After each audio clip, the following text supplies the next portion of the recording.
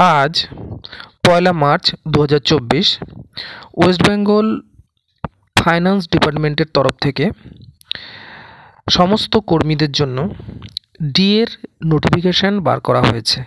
নোটিফিকেশনটির subject হলো grant of dearness allowance to state government employees and the employees of government aided educational institutes, employees of statutory bodies, government undertaking, panchayat including panchayat kormi, municipality corporations, municipalities, local bodies, etc.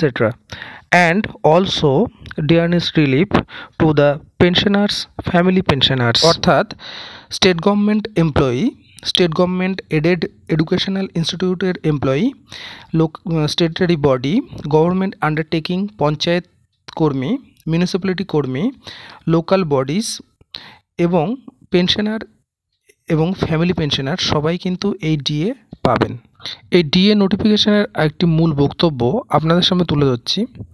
বক্তব্যটি হলো, the whole time state government employees shall draw dearness allowance 14% of basic pay with effect from 1 May 2024, অর্থাৎ 14% DA effect হবে 1 May 2024 পর থেকে। Description বক্সে DA নোটিফিকেশনের পিডিএফটি দিয়ে দেওয়া হলো। সঙ্গে থাকবেন, ভালো থাকবেন। ধন্যবাদ।